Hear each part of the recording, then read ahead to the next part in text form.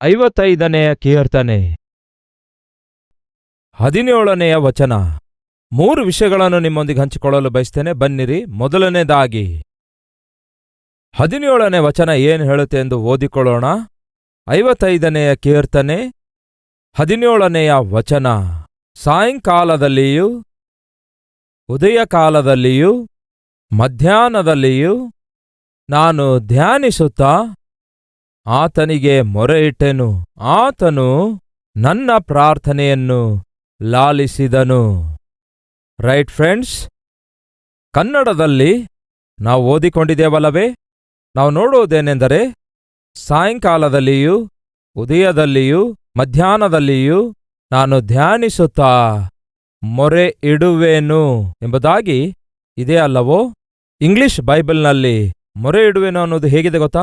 I cried out in distress. I CRY out, I CRY out ಅಂದರೆ ಅರ್ಥ ಗೊತ್ತಾ? ನಾನು ಬಹಳವಾಗಿ ಅಳುತ್ತಾ ಪ್ರಾರ್ಥಿಸಿದೆನು ಎಂದರ್ಥ. ಈ ದಿನ 3 ವಿಷಯ ನಿಮ್ಮೊಂದಿಗೆ ಹಂಚಿಕೊಳ್ತೇನೆ. ಮೊದಲನೇದಾಗಿ ಪ್ರಾರ್ಥಿಸುವ ಸಮಯ, ಎರಡನೇದಾಗಿ ಪ್ರಾರ್ಥಿಸುವ ವಿಧಾನ, ಮೂರನೇದಾಗಿ ಪ್ರಾರ್ಥನೆಗೆ ಪ್ರತಿಫಲ. ಮೊದಲನೇದಾಗಿ ಪ್ರಾರ್ಥಿಸುವ ಸಮಯ. ದಾವೀದನು ಹೇಳ್ತಾನೆ, ನಾನು ಸಾಯಂಕಾಲದಲ್ಲಿಯೂ ಉದಯಕಾಲದಲ್ಲಿಯೂ ಮಧ್ಯಾಹ್ನದಲ್ಲಿಯೂ ಪ್ರಾರ್ಥನೆ ಮಾಡುತ್ತೇನೆ ಎಂದು. ಈ ವಚನ ಓದುವಾಗ ಸಹಜವಾಗಿ ನಿಮಗೆ ಬರುವ ಪ್ರಶ್ನೆ ಏನೆಂದರೆ, ದಾವೀದನು ಇದೇನು ಸ್ವಲ್ಪ ಡಿಫರೆಂಟ್ ಆಗಿ ಮಾತಾಡ್ತಿದ್ದಾನಲ್ಲವೇ? ಯಾರಾದರೂ ಒಂದು ವೇಳೆ ಕ್ರಮವಾಗಿ ಹೇಳಬೇಕಾದರೆ, ನಾನು ಪ್ರಾರ್ಥನೆ ಮಾಡುತ್ತೇನೆ, ದಿನದಲ್ಲಿ 3 ಆವರ್ತಿ ಪ್ರಾರ್ಥನೆ ಮಾಡುತ್ತೇನೆ. ಯಾವ ಯಾವ ವೇಳೆಯಲ್ಲೆಂದರೆ, ಉದಯಕಾಲದಲ್ಲಿ ಎದ್ದ ತಕ್ಷಣವೇ, ಹಾಗೆಯೇ ಮಧ್ಯಾಹ್ನದಲ್ಲಿ, ಹಾಗೆಯೇ ಸಾಯಂಕಾಲದಲ್ಲಿ. ಹೀಗೆ ದಿನಕ್ಕೆ 3 ಹೊತ್ತು ನಾನು ಪ್ರಾರ್ಥಿಸುತ್ತೇನೆಂದು ಹೇಳಬೇಕೇ ಹೊರತು, ಆದರೆ ಇದೇನು ದಾವೀದನು ಸಾಯಂಕಾಲದಲ್ಲಿಯೂ ಉದಯಕಾಲದಲ್ಲಿಯೂ ಮಧ್ಯಾಹ್ನದಲ್ಲಿ ಪ್ರಾರ್ಥಿಸುತ್ತೇನೆ ಎಂದು ಯಾಕೆ ಹೇಳ್ತಿದ್ದಾನೆ? ಏನಾದರೂ ಮರೆತು ಆ ರೀತಿಯಾಗಿ ಹೇಳಿದನೋ? ಉದಯಕಾಲದಲ್ಲಿ ಮಧ್ಯಾಹ್ನದಲ್ಲಿ ಸಾಯಂಕಾಲ ಎಂದು ಹೇಳುವುದರ ಬದಲಿಗೆ ಸಾಯಂಕಾಲ ಮಧ್ಯಾಹ್ನ ಮತ್ತು ಉದಯಕಾಲದಲ್ಲಿ ಎಂದು ಮರೆತು ಏನಾದರೂ ಈ ಕೀರ್ತನೆ ಬರೆದನೋ ಎಂಬ ಪ್ರಶ್ನೆ ಸಾಧಾರಣವಾಗಿ ನಿಮಗೆ ಬರಬಹುದು. ದಯವಿಟ್ಟು ಗಮನಿಸಿ ಪ್ರಿಯರೇ, ನಮಗೆ ಹೊಸ ದಿನ ಮಧ್ಯರಾತ್ರಿ 12 ಗಂಟೆಗೆ ಸ್ಟಾರ್ಟ್ ಆಗುತ್ತೆ. ಸಾಧಾರಣವಾಗಿ ನಮ್ಮ ದಿನ ಉದಯದಿಂದ ಆರಂಭವಾಗುತ್ತೆ. ಅಂದರೆ ನಾವು ಎದ್ದೇಳುವುದರಿಂದ ದಿನ ಸ್ಟಾರ್ಟ್ ಆಗುತ್ತೆ. ದಯವಿಟ್ಟು ಗಮನಿಸಿ ಪ್ರಿಯರೇ, ಯಹೂದ್ಯರಿಗೆ ಅವರಿಗೆ ಒಂದು ದಿನ ಎನ್ನುವುದಾದರೆ ಸಾಯಂಕಾಲ 6 ಗಂಟೆಯಿಂದ ಮರುದಿನ ಸಾಯಂಕಾಲ 6 ಗಂಟೆಯವರೆಗೂ ಒಂದು ದಿನ. ಆದರೆ ನಮಗೇನೋ ಮಧ್ಯರಾತ್ರಿ 12 ಗಂಟೆಯಿಂದ ಮತ್ತೊಂದು ಮಧ್ಯರಾತ್ರಿ 12 ಗಂಟೆವರೆಗೂ ಒಂದು ದಿನ. ಹಾಗಾದರೆ ಸಾಯಂಕಾಲ 6 ಗಂಟೆಯಿಂದ ಮರುದಿನ ಸಾಯಂಕಾಲ 6 ಗಂಟೆವರೆಗೂ ಒಂದು ದಿನ ಆಗುವುದಾದರೆ, ವಾಸ್ತವದಲ್ಲಿ ಅವರ ದಿನ ಯಾವಾಗ ಪ್ರಾರಂಭವಾಗುತ್ತೆ ಹೇಳಿ? ಸಾಯಂಕಾಲದಿಂದ ಆರಂಭ ಆಗುತ್ತೆ. ಅರ್ಥ ಆಯ್ತಾ? ಸಾಯಂಕಾಲದಲ್ಲಿಯೇ ಆಕ್ಚುಲ್ ಆಗಿ ಅವರ ದಿನ ಆರಂಭವಾಗುತ್ತೆ. ಹಾಗಾಗಿ ದಾವೀದನು ಏನು ಹೇಳ್ತಿದ್ದಾನೆ? ನನ್ನ ದಿನವು ಪ್ರಾರ್ಥನೆಯಿಂದಲೇ ಸ್ಟಾರ್ಟ್ ಆಗುತ್ತೆ. ಎಷ್ಟು ಚೆನ್ನಾಗಿದೆ ನೋಡಿ. ದಾವೀದನು ಹೇಳ್ತಿದ್ದಾನೆ, ನಾನು ನನ್ನ ದಿನವನ್ನು ಪ್ರಾರ್ಥನೆಯಿಂದಲೇ ಸ್ಟಾರ್ಟ್ ಮಾಡುತ್ತೇನೆ ಎಂದು. ಹಾಗೆ ಪ್ರಾರ್ಥನೆಯಿಂದ ನನ್ನ ದಿನವನ್ನು ಪ್ರಾರಂಭಿಸಿ, ಆ ದಿನದಲ್ಲಿ ನನ್ನ ಕೆಲಸಗಳನ್ನು ಮಾಡುತ್ತಾ ಹೋಗುತ್ತಿರುವಾಗ, ಆ ಕೆಲಸಗಳು ಜಯಕರವಾಗಿ ಮುಂದೆ ಸಾಗುವ ಹಾಗೆ ಮಧ್ಯಾಹ್ನದಲ್ಲಿಯೂ ಕೂಡ ನಾನು ಪ್ರಾರ್ಥಿಸ್ತೇನೆ. ಅದಕ್ಕೆ ಮಧ್ಯಾಹ್ನದಲ್ಲಿಯೂ ಪ್ರಾರ್ಥಿಸುತ್ತೇನೆ ಅನ್ನುತ್ತಾನೆ. ಈ ಕೆಲಸಗಳನ್ನೆಲ್ಲ ನಾನು ಮುಗಿಸಿದ ನಂತರ ಸಾಯಂಕಾಲ ನನ್ನ ಮನೆಗೆ ಹೋಗಿ ನಾನು ಮಲಗುವುದಕ್ಕಿಂತ ಮುಂಚಿತವಾಗಿ ಮತ್ತೊಂದು ಸಾರಿ ನಾನು ಪ್ರಾರ್ಥನೆ ಮಾಡಿ, ನಾನು ಮಾಡಿರುವ ಎಲ್ಲಾ ಕೆಲಸಗಳಿಗಾಗಿ, ಹಾಗೆಯೇ ನನ್ನ ಜೀವಿತವನ್ನು ನನ್ನ ದೇವರಿಗೆ ಅರ್ಪಿಸಿಕೊಟ್ಟು ಒಪ್ಪಿಸಿಕೊಟ್ಟು ನಾನು ಮಲಗುತ್ತೇನೆ ಎಂದು ಹೇಳ್ತಾನೆ. ಕೇಳ್ತಾ ಇದ್ದೀರಾ? ದಾವೀದನು ಪ್ರಾರ್ಥಿಸುವ ಸಮಯ ಯಾವುದೆನ್ನುವುದಾದರೆ, ಅವನು ತನ್ನ ದಿನವನ್ನು ಪ್ರಾರ್ಥನೆಯಿಂದಲೇ ಪ್ರಾರಂಭಿಸುತ್ತಾನೆ, ತನ್ನ ಪ್ರಯಾಸಗಳೆಲ್ಲ ಪ್ರಾರ್ಥನೆಯಿಂದಲೇ ಮುಂದುವರಿಸುತ್ತಾನೆ, ತನ್ನ ಪ್ರಯಾಸವನ್ನು ದಿನವನ್ನು ಪ್ರಾರ್ಥನೆಯಿಂದಲೇ ಮುಗಿಸುತ್ತಾನೆ. ದಿನದಲ್ಲಿ 3 ಸಾರಿ ತಪ್ಪದೆ ಪ್ರಾರ್ಥನೆ ಮಾಡುವುದನ್ನು ದಾವೀದನು ಅಭ್ಯಾಸ ಮಾಡಿಕೊಳ್ತಾನೆ. ದಾನಿಯೇಲನ ಪುಸ್ತಕ 6ನೇ ಅಧ್ಯಾಯ 10ನೇ ವಚನ. ಯಾವಾಗ ಇಂತಹ ಶಾಸನಕ್ಕೆ ರುಜು ಹಾಕಿದ್ದಾಯ್ತೆಂದು ದಾನಿಯೇಲನಿಗೆ ತಿಳಿಯಿತೋ ಆಗ ಅವನು ತನ್ನ ಮನೆಗೆ ಹೋಗಿ ಯಥಾಪ್ರಕಾರ, ಅಂದರೆ ಅರ್ಥವೇನೆಂದರೆ ಎಂದಿನಂತೆ, ಯಾವಾಗಲೂ ಎಂದಿನಂತೆಯೇ ಅನುದಿನವೂ ದಿನಕ್ಕೆ 3 ಆವರ್ತಿ ಮೊಳಕಾಲೂರಿ ಅವನ ಕೋಣೆಯಲ್ಲಿ ಕಿಟಕಿಗಳು ಯೆರೂಸಲೇಮಿಗೆ ಎದುರಾಗಿ ತೆರೆಯಲ್ಪಟ್ಟದ್ದರಿಂದ ಅವನು ತನ್ನ ದೇವರಿಗೆ ಪ್ರಾರ್ಥನೆಯನ್ನು ಮಾಡುತ್ತಾ ಆತನನ್ನು ಸ್ತುತಿಸುತ್ತಾ ಇದ್ದನು. ದಾನಿಯೇಲನು ರಾಜನ ನಂತರ ಉನ್ನತ ಸ್ಥಾನದಲ್ಲಿದ್ದಾನೆ ಪ್ರಿಯರೇ. ರಾಜನ ನಂತರದ ಸ್ಥಾನವನ್ನು, ಅಂದರೆ ರಾಜನ ನಂತರದ ಸ್ಥಾನದಲ್ಲಿ 3 ಜನ ಇರುತ್ತಾರೆ. ಆ 3ರಲ್ಲಿ ಪ್ರಧಾನನು ದಾನಿಯೇಲನಾಗಿದ್ದನು. ಅರ್ಥ ಆಗ್ತಿದೆಯಾ? ದಾನಿಯೇಲನು ಯಾವ ಕೆಲಸ ಕಾರ್ಯ ಇಲ್ಲದವನಲ್ಲ, ಬಹಳ ಜವಾಬ್ದಾರಿಕೆಯುಳ್ಳವನಾಗಿದ್ದ. ದೇಶದಲ್ಲಿ ಜರುಗುತ್ತಿರುವ ಅನೇಕ ವಿಷಯಗಳನ್ನು ಗ್ರಹಿಸುತ್ತಾ ಗಮನಿಸುತ್ತಾ ಮೇಲಿಂದ ಮೇಲೆ ರಾಜನಿಗೆ ಆಪ್ತ ಸಮಾಲೋಚನೆ ಕೊಡಬೇಕಾದಂತಹ ಉನ್ನತವಾದ ಪದವಿಯಲ್ಲಿ ಈ ದಾನಿಯೇಲನು ಇದ್ದ ಪ್ರಿಯರೇ. ಯಾವುದಕ್ಕೆ ಸಮಯ ತೆಗೆಯುತ್ತಿದ್ದಾನೆ? ದಿನಕ್ಕೆ 3 ಆವರ್ತಿ ಮೊಳಕಾಲೂರಿ ಪ್ರಾರ್ಥಿಸಿ ಸ್ತುತಿಸುವುದಕ್ಕಾಗಿ ದಾನಿಯೇಲನು ಟೈಮನ್ನು ತೆಗೆಯುತ್ತಾ ಇದ್ದ. ನಮ್ಮಲ್ಲಿ ಬಹಳ ಜನರಿಗೆ ಇರುವ ದೊಡ್ಡ ಸಮಸ್ಯೆ ಏನೆಂದರೆ ಸಮಯವಿಲ್ಲಂಥದ್ದಾಗಿದೆ. ಬೇರೆ ಎಲ್ಲದಕ್ಕೂ ಸಮಯವಿರುತ್ತೆ, ಹೌದಂತೀರಾ ಇಲ್ಲ ಅಂತೀರಾ? ಒಮ್ಮೆ ವಿಚಾರಿಸಿ ನೋಡುವುದಾದರೆ, ನೀವು ಸೆಲ್ಫೋನ್ನೊಂದಿಗೆ ಎಷ್ಟು ಸಮಯ ಕಳೀತಿದ್ದೀರೆಂದು ಲೆಕ್ಕ ಮಾಡುವುದಾದರೆ ಎಷ್ಟು ಟೈಮ್ ಕಳೀತೀರೆಂದು ನಿಮಗೆ ಚೆನ್ನಾಗಿ ಗೊತ್ತಾಗುತ್ತೆ. ಸೆಲ್ಫೋನ್ನಲ್ಲಿ ಯಾವುದಾದ್ರೂ ಮೆಸೇಜ್ ಬಂದ್ರೂ ಬರದೇ ಇದ್ರು ಅದೊಂಥರ ರೋಗ. ಏನಾದ್ರೂ ಬಂದಿದೆಯೇನೋ, ಯಾರಾದ್ರೂ ಮೆಸೇಜ್ ಕಳಿಸಿದಾರೇನೋ, ವಾಟ್ಸಾಪ್ ಮೆಸೇಜ್ ಏನಾದ್ರೂ ಬಂದಿದೆಯೇನೋ, ಬೇರೆ ಏನಾದ್ರೂ ಟೆಕ್ಸ್ಟ್ ಮೆಸೇಜ್ ಬಂದಿದೆಯೇನೋ, ಅದನ್ನೇ ಯೋಚಿಸ್ತಾರೆ. ದಯವಿಟ್ಟು ಗಮನಿಸಿರಿ, ಮನುಷ್ಯನಿಗೆ ಬರುವ ವಾರ್ತೆ ಅದು ಬಲಗಡೆಯಿಂದ ಬರಬಹುದು, ಎಡಗಡೆಯಿಂದ ಬರಬಹುದು, ಎದುರುಗಡೆಯಿಂದ ಬರಬಹುದು, ಹಿಂದೆಯಿಂದ ಬರಬಹುದು. ಅದಕ್ಕನ್ನುವುದೇನೆಂದರೆ north east west south. North east west ಸೌತ್ನಿಂದ ಬರುವುದಕ್ಕೆ ನ್ಯೂಸ್ ಅನ್ನುತ್ತಾರೆ. ನ್ಯೂಸ್, 4 ದಿಕ್ಕುಗಳಿಂದ ಬರುವಂತಹ ನ್ಯೂಸ್ ಹೇಗಿರುತ್ತೆ ಹೇಳಿ?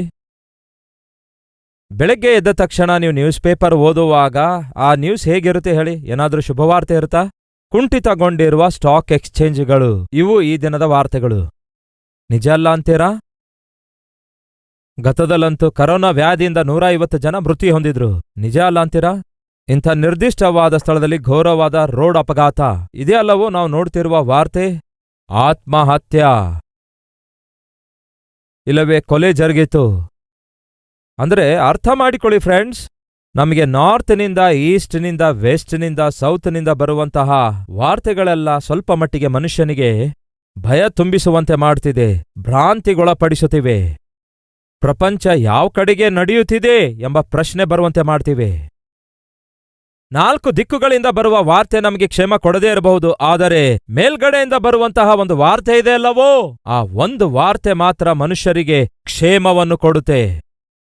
ದೇವರ ಬಳಿಯಿಂದ ಬರುವಂತಹ ವರ್ತಮಾನ, ದೇವರ ಬಳಿಯಿಂದ ಬರುವಂತಹ ವಾರ್ತೆ ಯಾವುದು? ದೇವರಿಂದ ಬರುವಂತಹ ವಾರ್ತೆಯಾಗಿದೆ. ಇಗೋ, ದೇವರು ನಮಗೆ ಅನುಗ್ರಹಿಸಿರುವ ವಾರ್ತೆಯು ಮತ್ತು ವರ್ತಮಾನವು ಪರಿಶುದ್ಧ ಸತ್ಯವೇದ ಆಗಿದೆ. ಈ ಪರಿಶುದ್ಧ ಸತ್ಯವೇದವನ್ನು ನೀವು ಓದುವುದಾದರೆ, ಧ್ಯಾನಿಸುವುದಾದರೆ, ಪ್ರೀತಿಸುವುದಾದರೆ, ಇದರ ಪ್ರಕಾರ ಪ್ರಾರ್ಥಿಸುವುದಾದರೆ ನಿಮಗೆ ಕ್ಷೇಮ. ದಾವೀದನಂತಹ ಮಹಾರಾಜನಿಗೆ ಸಮಯವಿತ್ತಂತೆ ಪ್ರಿಯರೇ 3 ಸಾರಿ ಪ್ರಾರ್ಥನೆ ಮಾಡುವುದಕ್ಕಾಗಿ. ದಾನಿಯೇಲನಂತಹ ಮಹಾದೊಡ್ಡ ನಾಯಕನಿಗೆ ಸಮಯವಿತ್ತಂತೆ ಪ್ರಿಯರೇ ದಿನದಲ್ಲಿ 3 ಆವರ್ತಿ ಪ್ರಾರ್ಥಿಸುವುದಕ್ಕಾಗಿ. ತನ್ನ ದಿನವನ್ನು ಅವನು ಪ್ರಾರ್ಥನೆಯಿಂದ ಪ್ರಾರಂಭಿಸುತ್ತಾನಂತೆ. ಮಧ್ಯಾಹ್ನದಲ್ಲಿ ಸ್ವಲ್ಪ ಹೊತ್ತು ಪ್ರಾರ್ಥಿಸಿ ತನ್ನ ಪ್ರಯಾಸವೆಲ್ಲ ಪ್ರಾರ್ಥನೆಯಿಂದ ಮುಂದುವರಿಸುತ್ತಾನಂತೆ. ಸಾಯಂಕಾಲ ಆದ ಕೂಡಲೇ ಪ್ರಾರ್ಥನೆಯಿಂದಲೇ ತನ್ನ ಪ್ರಯಾಸವನ್ನೆಲ್ಲ ಮುಗಿಸುತ್ತಾನಂತೆ. ಇಂತಹ ಅಭ್ಯಾಸ ನಮಗೂ ಕೂಡ ಇರುವುದಾದ್ರೆ ಎಷ್ಟು ಚೆನ್ನಾಗಿರುತ್ತೆ. ನಮ್ಮಲ್ಲಿ ಬಹಳ ಜನರು ದಿನದಲ್ಲಿ ಕನಿಷ್ಠ 1 ಸಾರಿ ಕೂಡ ಮೊಳಕಾಲು ಹೊರೋದಿಲ್ವಲ್ಲ? ಅದು ದುರದೃಷ್ಟ ಆಗಿದೆ. 1 ಸಾರಿ ಕೂಡ ದೇವರ ಸನ್ನಿಧಿಯಲ್ಲಿ ಮೊಳಕಾಲೂರಿ ಸ್ವಲ್ಪ ಹೊತ್ತು ಪ್ರಾರ್ಥನೆ ಮಾಡ್ಲಿಕ್ಕಾಗ್ತಾ ಇಲ್ವಲ್ಲ? ವಿಷಾದಕರವಾಗಿದೆ. ಹಾಗಾದ್ರೆ 3 ಸಾರಿ ದಾನಿಯೇಲನು ಹೇಗೆ ಮೊಳಕಾಲೂರಿ ಪ್ರಾರ್ಥಿಸಿರುತ್ತಾನೆ? 3 ಆವರ್ತಿ ಹೇಗೆ ಪ್ರಾರ್ಥಿಸಿರುತ್ತಾನೆ ದಾವೀದನು? ಇಂಗ್ಲಿಷ್ ಬೈಬಲ್ನಲ್ಲಿ ಐ ಕ್ರೈಡ್ ಔಟ್, ನಾನು ಬಹಳ ಜೋರಾಗಿ ಪ್ರಾರ್ಥಿಸಿದನು ಅಂತಿದೆ. ದಾನಿಯೇಲನ ಬಗ್ಗೆ ನೋಡುವುದಾದರೆ ಅವನು ಪ್ರಾರ್ಥನೆ ಮಾಡುತ್ತಾ ದೇವರನ್ನು ಸ್ತುತಿಸುತ್ತಾ ಇದ್ದನು ಅಂತ ಇದೆ. ಸ್ತುತಿಸುವುದಂದ್ರೆ ಅರ್ಥವೇನು? ಬಹುಶಃ ಹಾಡುಗಳನ್ನು ಹಾಡ್ತಾ ಇದ್ದೇನೇನು. ಇರುವಂತಹ ಆಜ್ಞೆಯೇನು? ಪ್ರಾರ್ಥನೆ ಮಾಡಬಾರದು. ಮಾಡಿದ್ರೆ ಏನಾಗುತ್ತೆ? ಸಿಂಹದ ಗವಿಗಳೊಳಗೆ ಎಸೆಯುತ್ತಾರೆ. ಇದನ್ನು ತಿಳ್ಕೊಂಡ್ರೂ ಕೂಡ ದಾನಿಯೇಲನು ಏನ್ ಮಾಡಿದ? ಬೆಡ್ಶೀಟ್ ಹೊದ್ಕೊಂಡು ಮನೆಯೊಳಗಡೆ, ದೇವರೇ ನಿನಗೆ ಗೊತ್ತಲ್ಲವೋ, ಎಲ್ಲರಿಗೂ ಗೊತ್ತಾಗುವಂತೆ ಪ್ರಾರ್ಥಿಸಿದರೆ ಸಿಂಹದ ಗವಿಯಲ್ಲಿ ಹಾಕ್ತಾರಂತೆ. ಹಾಗಾಗಿ ದೇವರೇ ಅರ್ಥ ಮಾಡಿಕೋ ದೇವರೇ ಎಂದು ಹೇಳಿ ಬೆಡ್ಶೀಟ್ ಹೊದ್ಕೊಂಡು ಪ್ರಾರ್ಥನೆ ಮಾಡಿದನು ಅಂತೀರಾ? ನಮ್ಮಲ್ಲಿ ಬಹಳ ಜನರಿಗೆ ಅದೊಂದು ವರ. ಬೆಡ್ಶೀಟ್ ಹೊದ್ಕೊಂಡು ಮುಸುಕಾಕಿಕೊಂಡು ಪ್ರಾರ್ಥಿಸ್ತಾರೆ, ಮಂಚದ ಮೇಲೆ ಮಲಗಿಕೊಂಡು ಪ್ರಾರ್ಥಿಸ್ತಾರೆ. ಇನ್ನು ಕೆಲವರಂತೂ ಮಂಚದ ಮೇಲೆಯೇ ಮೊಳಕಾಲು ಊರ್ತಾರೆ. ಅದೊಂಥರ ಅವರ ಸ್ಟೈಲು. ನಾನಾ ವಿಧವಾದ ಸ್ಟೈಲ್ಸ್ಗಳಿವೆ. ದಾವೀದನು, ದಾನಿಯೇಲನು, ಹಾಗೆಯೇ ದೇವರಾಗಿರುವಂತಹ ನಮ್ಮ ಯೇಸು ಕ್ರಿಸ್ತನು ಮೊಳಕಾಲೂರಿ ಪ್ರಾರ್ಥಿಸಿದರು ಪ್ರಿಯರೇ. ಯೇಸು ತನ್ನ ದಿನವನ್ನು ಪ್ರಾರ್ಥನೆಯಿಂದಲೇ ಪ್ರಾರಂಭಿಸುತ್ತಾರೆ. ಸೇವೆ ಮಾಡುತ್ತಾ ಅನೇಕ ಸ್ಥಳಗಳಲ್ಲಿ, ಡೇ ಟೈಮ್ ಅನೇಕ ಸ್ಥಳದಲ್ಲಿ ಪಬ್ಲಿಕ್ ಆಗಿ ಪ್ರಾರ್ಥಿಸುತ್ತಾರೆ. ಸಾಯಂಕಾಲ ಎಣ್ಣೆ ಮರದ ಗುಡ್ಡಕ್ಕೆ ಹೋಗಿ ರಾತ್ರಿಯಿಡೀ ಪ್ರಾರ್ಥನೆ ಮಾಡಿದ್ದಾರೆ. ಎಣ್ಣೆ ಮರದ ಬೆಟ್ಟಕ್ಕೆ ಕಲ್ಲೆಸೆಯುವಷ್ಟು ದೂರ ಹೋಗಿ ರಾತ್ರಿ ಇಡೀ ಪ್ರಾರ್ಥನೆ ಮಾಡುತ್ತಾ ಇದ್ರು. ಕರ್ತನಾದ ಯೇಸುಕ್ರಿಸ್ತನೇ ತಂದೆಯ ಮುಂದೆ ಮೊಳಕಾಲೂರಿ ಪ್ರಾರ್ಥಿಸಿರುವುದಾದರೆ ಹಾಗಾದರೆ ನಾವು ಇನ್ನೆಷ್ಟು ಮೊಳಕಾಲೂರಿ ಪ್ರಾರ್ಥಿಸಬೇಕು? ನಿಮ್ಮ ಕ್ಷೇಮವನ್ನು ಕೋರಿಕೊಳ್ತಾ ಇದ್ದೀರಾ? ಒಳ್ಳೆ ದಿನ ಬರಬೇಕೆಂದು ಕೋರುತ್ತಿದ್ದೀರಾ? ಒಳ್ಳೆ ಆತ್ಮಿಕತೆಯನ್ನು ಕೋರಿಕೊಳ್ತಾ ಇದ್ದೀರಾ? ಯಥಾರ್ಥರಾಗಿ ನೀತಿವಂತರಾಗಿ ಜೀವಿಸಬೇಕೆಂದು ಆಶಿಸುತ್ತಿದ್ದೀರಾ? ಪಾಪವನ್ನು ಜಯಿಸಬೇಕೆಂದು ಕೋರಿಕೊಳ್ತಾ ಇದ್ದೀರಾ? ಯಾವ ಒಂದು ಲೋಪ ಯಾರೊಬ್ಬರೂ ನಿಮ್ಮಲ್ಲಿ ಕಾಣಬಾರದೆಂದು ಕೋರಿಕೊಳ್ತಾ ಇದ್ದೀರಾ? ಅದ್ಭುತನಾದ ನೀತಿವಂತರಾಗಿ ಜೀವಿಸಬೇಕೆಂದು ಆಶಿಸುತ್ತಿದ್ದೀರಾ?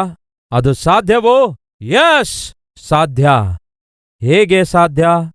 ದಾನಿಯೇಲನ ಹಾಗೆ ಪ್ರಾರ್ಥಿಸುವುದಾದರೆ ಸಾಧ್ಯ. ದಾನಿಯೇಲನ ಕುರಿತಾಗಿ ಒಂದು ಒಳ್ಳೆ ಮಾತಿದೆ. ಏನೆಂದು ಗೊತ್ತಾ? ಓದುತ್ತೇನೆ ನೋಡಿ. ದಾನಿಯೇಲ 6ನೇ ಅಧ್ಯಾಯ 4ನೆಯ ವಚನ. ಹೀಗಿರಲು ಪ್ರಧಾನಿಗಳು, ದೇಶಾಧಿಪತಿಗಳು ರಾಜ್ಯಭಾರದ ವಿಷಯವಾಗಿ ದಾನಿಯೇಲನ ವಿರೋಧವಾಗಿ ತಪ್ಪು ಹೊರಿಸುವುದಕ್ಕೆ ಸಂದರ್ಭ ಹುಡುಕುತ್ತಿದ್ದರು. ಅಂದರೆ ತಪ್ಪು ಹೊರಿಸುವುದಕ್ಕೆ ತಕ್ಕ ಸಂದರ್ಭ ಹುಡುಕುತ್ತಾ ಇದ್ರು. ಆದರೆ ದಾನಿಯೇಲನು ನಂಬಿಗಸ್ತನಾಗಿದ್ದು ಯಾವುದೇ ದೋಷವಾಗಲಿ ಯಾವುದೇ ತಪ್ಪಾಗಲಿ ಮಾಡುವವನಾಗಿರಲಾರದೇ ಇರುವುದರಿಂದ ಅವರು ದಾನಿಯೇಲನಲ್ಲಿ ತಪ್ಪಾಗಲಿ ಲೋಪವಾಗಲಿ ಕಂಡುಕೊಳ್ಳಲಿಕ್ಕಾಗಲಿಲ್ಲ. ಎಷ್ಟು ಚೆನ್ನಾಗಿದೆ ನೋಡಿ ಮಾತು. ಶತ್ರುಗಳೆಲ್ಲರೂ ಸೇರಿ ಯಾವುದಾದ್ರೂ ವಿಷಯದಲ್ಲಿ ಲೋಪ ಇದೆಯೇನೋ, ಎಲ್ಲಾದ್ರೂ ತಪ್ಪು ಮಾಡುತ್ತಾನೇನೋ, ಯಾವುದಾದ್ರೂ ಒಂದು ವಿಷಯದಲ್ಲಿ ತಪ್ಪು ಮಾಡ್ತಾನೇನೋ ಎಂದು ಎಲ್ಲರೂ ಸೇರಿ ಎಷ್ಟೇ ಪ್ರಯತ್ನ ಮಾಡಿದರೂ ಕೂಡ ದಾನಿಯೇಲನಲ್ಲಿ ಯಾವ ಒಂದು ಲೋಪವಾಗಲಿ ಯಾವುದೇ ದೋಷವಾಗಲಿ ಯಾವುದೇ ತಪ್ಪಾಗಲಿ ಇವರೆಲ್ಲರೂ ಒಟ್ಟಿಗೆ ಸೇರಿದ್ರೂ ಕೂಡ ಕಂಡುಕೊಳ್ಳಲಿಕ್ಕಾಗಲಿಲ್ಲ ಪ್ರಿಯರೇ. ಕಾರಣ ಗೊತ್ತಾ? ದಾನಿಯೇಲನ ಪ್ರಾರ್ಥನೆಯ ಜೀವಿತವು ದಾನಿಯೇಲನಿಗೆ ಪರಿಶುದ್ಧನಾಗಿ ನಿಲ್ಲಿಸಿತು ಪ್ರಿಯರೇ. ಈ ದಿನ ನಮ್ಮ ಮಧ್ಯೆ ಯಾರಾದರೂ ಇದ್ದೀರಾ? ನಾನು ನೀತಿವಂತನಾಗಿ ಜೀವಿಸಬೇಕು, ಯಥಾರ್ಥವಂತನಾಗಿ ಜೀವಿಸಬೇಕು. ನನ್ನ ಸುತ್ತಲಿರುವಂಥವರು ನನ್ನನ್ನು ನೋಡುವಾಗ ಒಬ್ಬ ಅದ್ಭುತನಾದ ಆತ್ಮೀಕನಾಗಿ ನನ್ನನ್ನು ಗುರುತಿಸಬೇಕು, ಯಾವ ಲೋಪ ಯಾವ ತಪ್ಪು ಇಲ್ಲದವನಾಗಿ ಜೀವಿಸಬೇಕೆಂದು ಬಯಸುವಂಥವರಿದ್ದೀರಾ? ಹಾಗಾದರೆ ನಾನು ಏನ್ ಮಾಡಬೇಕು ಅನ್ನುತ್ತಾ ಇದ್ದೀರಾ? ಯಶ್, ನಾವು ಎಷ್ಟೇ ನೀತಿಯಿಂದ ಜೀವಿಸಿದರೂ ಕೂಡ ದೇವರ ದೃಷ್ಟಿಯಲ್ಲಿ ನಮ್ಮ ನೀತಿ ಕೊಳೆತು ಹೋದ ಗೋಣಿತಟ್ಟಿನಂತಿದೆ ಎಂಬ ವಿಷಯ ಮರೆಯಬೇಡಿ. ಅದೇ ಸಮಯದಲ್ಲಿ ಯೇಸು ಕ್ರಿಸ್ತನೊಂದಿಗೆ ನಮ್ಮ ಜೀವನ ಅನುಸಂಧಾನವಾಗುವುದಾದರೆ ನಮ್ಮ ಸುತ್ತಲಿರುವವರು ನಮ್ಮಲ್ಲಿ ಲೋಪ ಕಂಡುಕೊಳ್ಳಲಾರದಷ್ಟು ಮಟ್ಟಿಗೆ ನಾವು ನೀತಿಯಿಂದ ಜೀವಿಸಲು ಸಾಧ್ಯ. ಅದನ್ನು ದಾನಿಯೇಲನು ನಿರೂಪಿಸುತ್ತಿದ್ದಾನೆ. ಸೊ ಫ್ರೆಂಡ್ಸ್, ಪ್ರಾರ್ಥಿಸುವ ಸಮಯ ಯಾವುದಾಗಿದೆ? ದಿನದ ಪ್ರಾರಂಭದಲ್ಲಿ ನೀವು ಪ್ರಾರ್ಥಿಸಬೇಕು. ಪ್ರಾರ್ಥಿಸುವ ಸಮಯ ಉದಯಕಾಲದಲ್ಲಿ, ಮಧ್ಯಾಹ್ನ, ಸಾಯಂಕಾಲ ಆಗಿದೆ. ಇದು ದಾನಿಯೇಲನ ಪ್ರಾರ್ಥನೆ ಸಮಯವಾಗಿದೆ. ಎರಡನೇದು, ಪ್ರಾರ್ಥನೆಯ ವಿಧಾನ. ಹೇಗೆ ಪ್ರಾರ್ಥನೆ ಮಾಡಿದ? ಗಟ್ಟಿಯಾಗಿ ಪ್ರಾರ್ಥನೆ ಮಾಡಿದ, ಕಣ್ಣೀರಿನಿಂದ ಪ್ರಾರ್ಥನೆ ಮಾಡಿದ. ದಯವಿಟ್ಟು ಗಮನಿಸಿ ಪ್ರಿಯರೇ, ಯಾವಾಗ್ಲೂ ಗಟ್ಟಿಯಾಗಿ ಪ್ರಾರ್ಥನೆ ಮಾಡಿರಿ ಎಂದು ಹೇಳ್ತಾ ಇಲ್ಲ ಪ್ರಿಯರೇ. ನೀವು ಪ್ರಾರ್ಥಿಸುವ ಪ್ರತಿ ಸಾರಿ ಗಟ್ಟಿಯಾಗಿ ಕಿರ್ಚಿ ಪ್ರಾರ್ಥಿಸಬೇಕೆಂದು ನಾನು ಹೇಳ್ತಾ ಇಲ್ಲ. ಹಾಗೆ ಗಟ್ಟಿಯಾಗಿ ಪ್ರಾರ್ಥಿಸುವುದೇ ಪ್ರಾರ್ಥನೆಯಾಗಿರುತ್ತೆ ಎಂದು ಹೇಳ್ತಾ ಇಲ್ಲ. ಕರ್ತನಾದ ಯೇಸು ಕ್ರಿಸ್ತನು ಹೇಳಿದ್ದಾರೆ, ನೀವು ನಿಮ್ಮ ಕೋಣೆಯೊಳಗೆ ಹೋಗಿ ಬಾಗಿಲುಗಳನ್ನು ಮುಚ್ಚಿಕೊಂಡು ರಹಸ್ಯವಾಗಿ ಪ್ರಾರ್ಥನೆ ಮಾಡಿರಿ. ರಹಸ್ಯದಲ್ಲಿರುವ ತಂದೆಯು ನಿಮ್ಮನ್ನೂ ನೋಡುತ್ತಾರೆ. ಹೊಸದಾಗಿ ರಕ್ಷಿಸಲ್ಪಟ್ಟಾಗ ನೀವು ಪ್ರಾರ್ಥನೆ ಮಾಡುವ ವಿಧಾನ ಹೇಗಿರಬೇಕು ಗೊತ್ತಾ? ನಿಮ್ಮ ಮನಸ್ಸಿನೊಳಗೆ ಪ್ರಾರ್ಥನೆ ಮಾಡಿಕೊಳ್ಳಲಾರದೆ ಸ್ವಲ್ಪ ಗಟ್ಟಿಯಾಗಿ ಪ್ರಾರ್ಥನೆ ಮಾಡುವುದು ಒಳ್ಳೆಯದು. ಹೊಸದಾಗಿ ರಕ್ಷಿಸಲ್ಪಟ್ಟಂಥವರು, ನಂಬಿಕೆಯ ಪ್ರಯಾಣವನ್ನು ಹೊಸದಾಗಿ ಪ್ರಾರಂಭಿಸಿದಂಥವರು, ನೀವು ಪ್ರಾರ್ಥಿಸುವಾಗ ಸ್ವಲ್ಪ ಗಟ್ಟಿಯಾಗಿ ಪ್ರಾರ್ಥಿಸುವುದು ಒಳ್ಳೆಯದು. ಅದಕ್ಕೆ ಕಾರಣ ಹೇಳನ್ನುತ್ತೀರಾ? ನೀವು ಒಬ್ಬಂಟಿಗರಾಗಿ ಮೊಳಕಾಲೂರಿದಾಗ ನೀವು ಏನೆಂದು ಪ್ರಾರ್ಥಿಸಬೇಕೆಂದರೆ, ಕರ್ತನೇ, ನನ್ನನ್ನು ಕನಿಕರಿಸು ದೇವರೇ, ನನ್ನನ್ನು ದರ್ಶಿಸು ದೇವರೇ. ಹೀಗೆ ನಾನು ಏನೆಲ್ಲ ಹೇಳ್ತಿದ್ದೇನೋ ಅದು ಹೊರಗೆ ಹೇಳ್ತಾ ಇದ್ದೇನೆ. ನೂತನವಾಗಿ ರಕ್ಷಿಸಲ್ಪಟ್ಟು ಆತ್ಮೀಕ ಪ್ರಯಾಣ ಪ್ರಾರಂಭಿಸಿದಂಥವರು ಗಟ್ಟಿಯಾಗಿ ನಿಮಗೆ ನೀವೇ ಕೇಳಿಸಿಕೊಳ್ಳುವ ಹಾಗೆ ಯಾಕೆ ಪ್ರಾರ್ಥನೆ ಮಾಡಬೇಕೆಂದು ಹೇಳುತ್ತಾ ಇದ್ದೇನೆ ಗೊತ್ತಾ? ನೀವು ಪ್ರಾರ್ಥನೆ ಮಾಡುತ್ತಿರುವಾಗ, ನೀವು ಮಾತಾಡುತ್ತಾ ಇರುವಾಗ ಸಾಧಾರಣವಾಗಿ ನಿಮ್ಮ ಆಲೋಚನೆಗಳು ನಿಮ್ಮನ್ನು ಬಿಟ್ಟು ಹೋಗೋದಿಲ್ಲ. ನೀವು ಮಾತಾಡುತ್ತಿರುವಾಗ ಆಲೋಚಿಸುವುದು ಅಷ್ಟು ಸುಲಭವಾಗಿರಲ್ಲ. ಆಲೋಚಿಸುತ್ತಾ ಇರುವಾಗ ಬೇರೆ ಯಾವುದೋ ಆಲೋಚನೆ ನಿಮಗೆ ಬರುತ್ತೆ ಅಂದ್ಕೊಳ್ಳಿ. ಆಗ ಮಾತಾಡುವ ಪ್ರಯತ್ನ ಮಾಡಿ, ನಿಮ್ಮ ಮನಸ್ಸೆಲ್ಲೋ ಇರುತ್ತೆ. ಏನಪ್ಪಾ ಮನಸ್ಸೆಲ್ಲೋ ಇಟ್ಕೊಂಡು ಮಾತಾಡ್ತಾ ಇದ್ದೀಯ ಅನ್ನುತ್ತೇವೆ. ಯಾಕೆ ಹಾಗೆ? ಆಲೋಚಿಸುವಂಥವನು ಸರಿಯಾಗಿ ಮಾತಾಡೋದಿಲ್ಲ, ಸರಿಯಾಗಿ ಮಾತಾಡುವಂಥವನು ಸರಿಯಾಗಿ ಆಲೋಚಿಸೋದಿಲ್ಲ. ಬಹಳ ಸಂದರ್ಭದಲ್ಲಿ ಯೌವನ ತಮ್ಮ ತಂಗಿಯಂದಿರು ಬಂದು ಏನ್ ಹೇಳ್ತಾರೆ ಗೊತ್ತಾ? ಅಣ್ಣ, ಪ್ರಾರ್ಥಿಸಬೇಕೆಂದು ಕೂತ್ಕೊಳ್ತೇನೆ, ಆದರೆ ಏನೇನೋ ಆಲೋಚನೆಗಳು ಬರ್ತಾ ಇರ್ತವೆ. ಪ್ರಾರ್ಥಿಸೋಣ ಅಂತ ಮೊಳಕಾಲೂರಿದ್ರೆ ಸಾಕು, ಯೋಚನೆಗಳು ಬದಲಾಗ್ತಾ ಇರ್ತವೆ. ಪಾಪಿಷ್ಟ ಆಲೋಚನೆಗಳು, ಪಾಪಿಷ್ಟ ಯೋಚನೆಗಳು ಬರ್ತಾ ಇರ್ತವೆ. ಹಾಗಾಗಿ ಪ್ರಾರ್ಥಿಸುವುದಕ್ಕಾಗಿ ನನಗೆ ಅನುಕೂಲವಾದ ವಾತಾವರಣ ನಾನು ಕಳೆದುಕೊಳ್ತಾ ಇರ್ತೇನೆಂದು ಹೇಳ್ತಾರೆ. ಹಾಗಾಗಿ ದಯವಿಟ್ಟು ಗಮನಿಸಿ ಪ್ರಿಯರೇ, ನೀವು ಪ್ರಾರ್ಥನೆ ಮಾಡುತ್ತಾ ಇರುವಾಗ ನಿಮ್ಮ ಯೋಚನೆಗಳು ಚಂಚಲತ್ವದಲ್ಲಿ ಇರಲಾರದೆ ಸ್ಥಿರವಾಗಿರಬೇಕಾದರೆ ನೀವು ಪ್ರಾರ್ಥಿಸುವಾಗ ಗಟ್ಟಿಯಾಗಿ ಪ್ರಾರ್ಥಿಸಬೇಕು. ಆತ್ಮಿಕತೆಯಲ್ಲಿ ಮೆಚುರಿಟಿ ಬಂದಾಗ ನೀವು ಮನಸ್ಸಿನೊಳಗೆ ಪ್ರಾರ್ಥನೆ ಮಾಡಿಕೊಳ್ಳಬಹುದು. ಮೌನವಾಗಿದ್ದೇ ಪ್ರಾರ್ಥಿಸಬಹುದು, ಮಾತುಗಳಿಲ್ಲದೆ ಪ್ರಾರ್ಥನೆ ಮಾಡಬಹುದು, ಮನಸ್ಸಿನಲ್ಲಿಯೇ ಪ್ರಾರ್ಥನೆ ಮಾಡಬಹುದು, ಕಣ್ಣೀರಿನಿಂದಲೇ ಪ್ರಾರ್ಥನೆ ಮಾಡಬಹುದು. ಅದು ಆತ್ಮೀಕ ಅನುಭವದಿಂದ ಬರುವಂಥದ್ದಾಗಿದೆ. 4 ಜನ ಸೇರಿ ಪ್ರಾರ್ಥನೆ ಮಾಡುತ್ತಾ ಇರುವಾಗ ಮೌನವಾಗಿ ಪ್ರಾರ್ಥಿಸುವುದರ ಬದಲಿಗೆ ಗಟ್ಟಿಯಾಗಿ ಪ್ರಾರ್ಥನೆ ಮಾಡುವುದು ಒಳ್ಳೆಯದು. ಯಾಕೆಂದರೆ ಅದು ಜೊತೆ ಇರುವವರಿಗೆ ಪ್ರೋತ್ಸಾಹಿಸುತ್ತದೆ. ಸಭೆಯಾಗಿ ಕೂಡಿ ಬರುವಾಗ, ಸಭೆಯಾಗಿ ಸೇರಿ ಪ್ರಾರ್ಥನೆ ಮಾಡಬೇಕಾದಾಗ ಜೋರಾಗಿ ಪ್ರಾರ್ಥನೆ ಮಾಡುವುದು ಆಶೀರ್ವಾದಕರವಾಗಿರುತ್ತೆ. ಎಲ್ಲರೂ ಸ್ವರವೆತ್ತಿ ಪ್ರಾರ್ಥನೆ ಮಾಡುವುದು ಕ್ಷೇಮಕರವಾಗಿರುತ್ತೆ. ನೀವು ಪ್ರಾರ್ಥನೆ ಮಾಡುವಾಗ ಪಕ್ಕದಲ್ಲಿರುವವರು ಐಕ್ಯವಾಗಿರುವಂತೆ ಪ್ರಾರ್ಥಿಸುವಂಥದ್ದು ಅದು ಯೋಗ್ಯಕರವಾಗಿರುತ್ತೆ. ನೀವು ಪ್ರಾರ್ಥಿಸುವಾಗ ಪಕ್ಕದಲ್ಲಿದ್ದವರು ಐಕ್ಯವಾಗಿರಬೇಕು, ಪಕ್ಕದಲ್ಲಿರುವವರು ಪ್ರಾರ್ಥಿಸುವಾಗ ನೀವು ಐಕ್ಯವಾಗಿರಬೇಕು. ಅದು ಆಶೀರ್ವಾದಕರವಾಗಿರುತ್ತೆ. ಹಾಗಾಗಿ ದಾವೀದನು ಪ್ರಾರ್ಥಿಸುವ ಸಮಯ ದಿನಕ್ಕೆ 3 ಆವರ್ತಿಯಾಗಿದೆ. ತನ್ನ ಲೆಕ್ಕದ ಪ್ರಕಾರ ತನ್ನ ದಿನವನ್ನು ಪ್ರಾರ್ಥನೆಯಿಂದ ಪ್ರಾರಂಭಿಸುತ್ತಾ ಇದ್ದ, ತನ್ನ ಕೆಲಸವನ್ನು ಪ್ರಾರ್ಥನೆಯಿಂದ ಮುಂದುವರಿಸುತ್ತಾ ಇದ್ದ, ತನ್ನ ಪ್ರಯಾಸವನ್ನು ತನ್ನ ದಿನವನ್ನೇ ಪ್ರಾರ್ಥನೆಯಿಂದಲೇ ಕೊನೆಗಾಣಿಸುತ್ತಿದ್ದ. ಹೇಗೆ ಪ್ರಾರ್ಥನೆ ಮಾಡುತ್ತಾನೆ? ಪ್ರಾರ್ಥನೆಯ ಸಮಯ, ಪ್ರಾರ್ಥನೆಯ ವಿಧಾನ, ಈಗ ಪ್ರಾರ್ಥನೆಯ ಪ್ರತಿಫಲ. ಪ್ರಾರ್ಥನೆಗೆ ಪ್ರತಿಫಲ ಇದೆ ಅಂತೀರಾ? ಇಲ್ಲ ಅಂತೀರಾ? ಪ್ರಾರ್ಥನೆಗೆ ಪ್ರತಿಫಲ ಉಂಟು. ಆತನು ನನ್ನ ಪ್ರಾರ್ಥನೆಯನ್ನು ಏನಂತಿದೆ? ಲಾಲಿಸಿದನು. ಅದೇ ಪ್ರತಿಫಲ ಆಗಿದೆ. ಕೆಲವು ಸಾರಿ ನಾವು ಫೋನಲ್ಲಿ ಮಾತಾಡುವಾಗ ಹಲೋ ಹಲೋ, ಆ ಕಡೆಯಿಂದ ಯಾವ ಶಬ್ದ ಬರಲ್ಲ. ಆಗ ಹಲೋ ಹಲೋ, ಕೇಳಿಸ್ತಾ ಇದೆಯಾ? ಏನಾದ್ರೂ ಕೇಳಿಸ್ತಾ ಇದೆಯಾ? ಆ ಕಡೆಯಿಂದ ನಿಮ್ಮ ವಾಯ್ಸ್ ಕಟ್ ಆಗ್ತಿದೆ ರೀ, ಸರಿಯಾಗಿ ಕೇಳಿಸ್ತಾ ಇಲ್ಲ ಎಂದು ಹೇಳಿದಾಗ ನೀವು ಈ ಆಂಗಲ್ಗೆ ತಿರುಗುತ್ತೀರಿ. ಎದಕ್ಕಾಗಿ?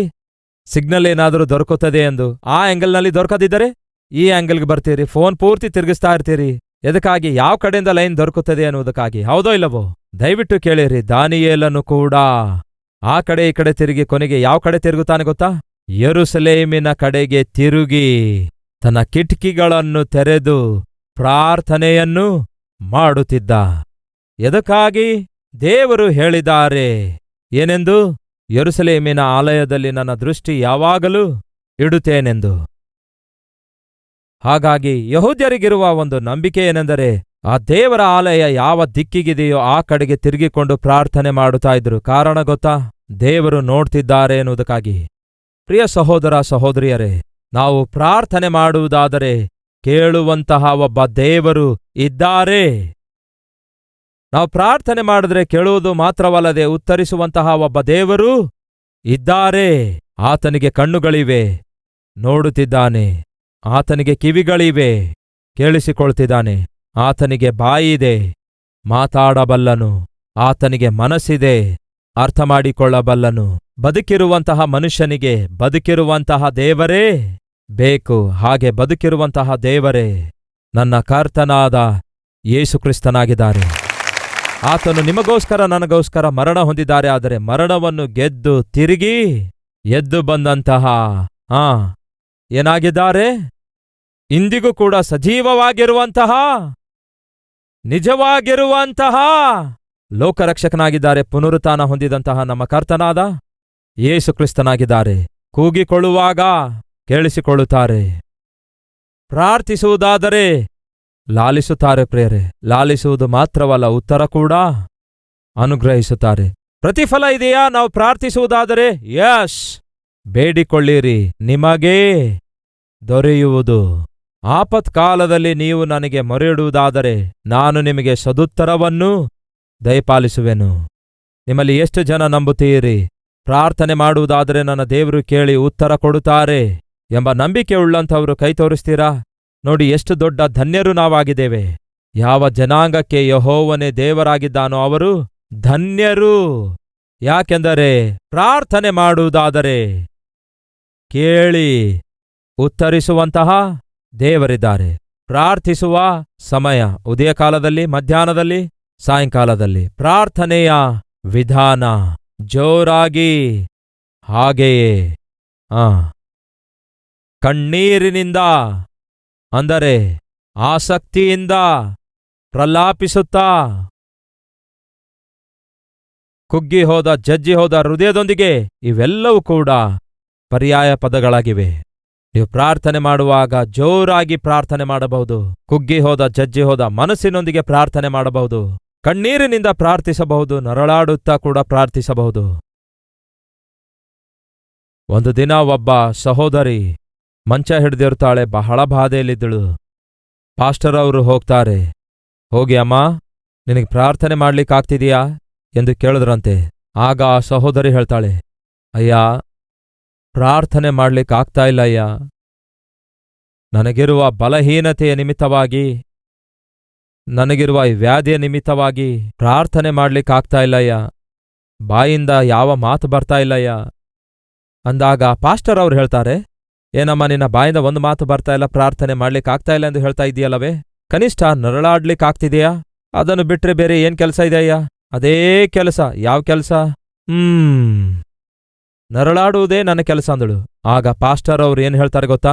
ನೋಡಮ್ಮ, ಕರ್ತನ ಮುಂದೆ ನೀವು ಪ್ರಾರ್ಥನೆಯಿಂದ ಪ್ರಾರ್ಥನೆ ಮಾಡ್ಲಿಕ್ಕಾಗದಿದ್ದರು, ನರಳಾಡಿದರೂ ಸಾಕಮ್ಮ, ಆತನು ಅರ್ಥ ಮಾಡಿಕೊಳ್ಳಬಲ್ಲನು.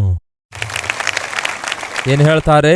ನೀನು ನರಳಾಡಿದರೂ ಸಾಕು, ನಿನ್ನ ನರಳಾಟದ ಹಿಂದೆ ಇರುವಂತಹ ಗೋಳನ್ನು ಅರ್ಥ ಮಾಡಿಕೊಳ್ಳಬಲ್ಲಂತಹ, ಬಾಧೆಯನ್ನು ಅರ್ಥ ಮಾಡಿಕೊಳ್ಳಬಲ್ಲಂತಹ ಅದ್ಭುತನಾದಂತಹ ದೇವರು, ನಾನು ಪ್ರಕಟಿಸುವಂತಹ ಕರ್ತನಾದ ಯೇಸು ಆಗಿದ್ದಾರೆ. ಮಾತಿನ ಪ್ರಾರ್ಥನೆಗಿಂತಲೂ ನರಳಾಟದ ಪ್ರಾರ್ಥನೆ, ಅಂದರೆ ನರಳಾಟದಿಂದ ಕೂಡಿದ ಪ್ರಾರ್ಥನೆ, ಬಹು ಶಕ್ತಿಯುಳ್ಳದಾಗಿದೆ.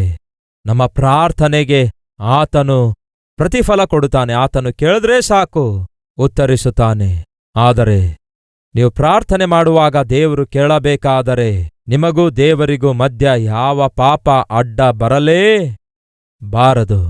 ಕೇಳಲಾರದ ಹಾಗೆ ನನ್ನ ಕಿವಿಗಳು ಕಿವುಡಾಗಲಿಲ್ಲ, ರಕ್ಷಿಸಲಾರದ ಹಾಗೆ ನನ್ನ ಕೈಗಳು ಮೋಟುಗೈಯಾಗಲಿಲ್ಲ. ನಿಮ್ಮ ಪಾಪಗಳೇ, ನಿಮ್ಮ ಅಪರಾಧಗಳೇ ನಿಮಗೂ ನನಗೂ ಮಧ್ಯದಲ್ಲಿ ಅಡ್ಡವಾಗಿ ಬಂದಿವೆ. ನಿಮ್ಮ ಪ್ರಾರ್ಥನೆಯನ್ನು ಆತನು ಕೇಳಿದ್ರೆ ಸಾಕು, ಕೇಳಿದ ಪ್ರಾರ್ಥನೆಗೆ ಆತನು ಉತ್ತರಿಸುತ್ತಾನೆ. ಆತನು ಕೇಳಬೇಕಾದರೆ ನಿಮ್ಮ ಪ್ರಾರ್ಥನೆ ಆತನಿಗೆ ತಲುಪಬೇಕು. ನಿಮ್ಮ ಪ್ರಾರ್ಥನೆ ಆತನ ಬಳಿಗೆ ಸೇರಬೇಕಾದರೆ ನಿಮಗೂ ಆತನಿಗೂ ಮಧ್ಯ ಯಾವ ಪಾಪದ ಅಡತಡೆ ಇರಲೇ ಬಾರದು.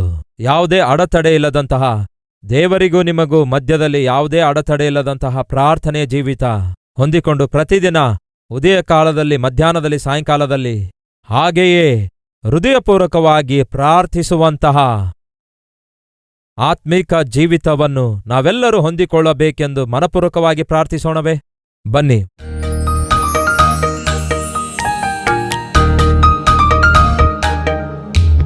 ಪರಿಶುದ್ಧನಾದ ತಂದೆಯೇ, ಬಹು ನೇರವಾಗಿ ಸ್ಪಷ್ಟವಾಗಿ ನಮ್ಮೊಂದಿಗೆ ಮಾತಾಡಿದ್ದೀರಿ, ಅದಕ್ಕಾಗಿ ವಂದನೆಗಳು. ಪ್ರಾರ್ಥಿಸುವ ಮನಸ್ಸು ನಮಗೆ ಬೇಕು. ಅದು ನಮ್ಮನ್ನು ಪರಿಶುದ್ಧರನ್ನಾಗಿ ಮಾಡುತ್ತೆ, ಲೋಪವಿಲ್ಲದವರನ್ನಾಗಿ ಮಾಡುತ್ತೆ, ಪಾಪದಿಂದ ದೂರ ಇರುವಂತೆ ಮಾಡುತ್ತೆ. ಪ್ರಾರ್ಥಿಸುವ ಮನಸ್ಸು ನಮ್ಮೆಲ್ಲರಿಗೂ ದಯಪಾಲಿಸಿರಿ. ಉದಯ ಕಾಲದಲ್ಲಿ, ಮಧ್ಯಾಹ್ನದಲ್ಲಿ, ಸಾಯಂಕಾಲದಲ್ಲಿ ಪ್ರಾರ್ಥಿಸುವ ಮನಸ್ಸು ನಮಗೆ ದಯಪಾಲಿಸಿರಿ. ಪ್ರಾರ್ಥನೆಯಿಂದ ನಮ್ಮ ದಿನವನ್ನು ಪ್ರಾರಂಭಿಸಬೇಕು, ಪ್ರಾರ್ಥನೆಯಿಂದ ನಮ್ಮ ದಿನವನ್ನು ಮುಂದುವರಿಸಬೇಕು, ಪ್ರಾರ್ಥನೆಯಿಂದಲೇ ನಮ್ಮ ದಿನವನ್ನು ಮುಗಿಸಬೇಕು. ಯೆಸಯ್ಯಾ, ಅಂತಹ ಜೀವಿತ ನಮ್ಮೆಲ್ಲರಿಗೂ ದಯಪಾಲಿಸಿರಿ ದೇವರೇ. ಪ್ರಾರ್ಥನೆ ಹೃದಯಪೂರ್ವಕವಾಗಿ ಮಾಡಬೇಕು. ಪ್ರಾರ್ಥನೆ ಬಹಳ ಜೋರಾಗಿ ಮಾಡಬೇಕು, ಮನಪೂರ್ವಕವಾಗಿ ಮಾಡಬೇಕು, ಪ್ರಲಾಪಿಸುತ್ತಾ ಮಾಡಬೇಕು, ಎಡಬಿಡದೆ ಮಾಡಬೇಕು, ಕಣ್ಣೀರಿನಿಂದ ಮಾಡಬೇಕು. ಅಂತಹ ಪ್ರಾರ್ಥನೆಯ ಜೀವಿತ ನಮಗೆ ದಯಪಾಲಿಸಿರಿ ದೇವರೇ. ಪ್ರಾರ್ಥನೆಗೆ ಪ್ರತಿಫಲ ದೊರಕುತ್ತದೆ. ನಮ್ಮ ಪ್ರಾರ್ಥನೆಯನ್ನು ನೀವು ಲಾಲಿಸಿದರೆ ಸಾಕು. ನಮ್ಮ ಪ್ರಾರ್ಥನೆ ನಿಮ್ಮ ಸನ್ನಿಧಿಗೆ ಸೇರಿದ್ರೆ ಸಾಕು, ನೀವು ಉತ್ತರಿಸ್ತೀರಿ. ಆ ಪ್ರಾರ್ಥನೆ ನಿಮಗೆ ಸೇರಬೇಕಾದರೆ ನಿಮಗೂ ನಮಗೂ ಮಧ್ಯ ಯಾವ ಅಡೆತಡೆ ಇರಬಾರದು ದೇವರೇ. ಯಾವತ್ತೇ ಆಗಲಿ ನಿಮಗೂ ನಮಗೂ ಮಧ್ಯ ನಮ್ಮ ಪಾಪ ಅಡ್ಡ ಬರಲಾರದ ಹಾಗೆ ಪ್ರತಿ ಅಡ್ಡವಾಗಿರುವ ನಮ್ಮ ಪಾಪವನ್ನು ನಮ್ಮಿಂದ ದೂರ ಮಾಡಿಬಿಡಿರಿ.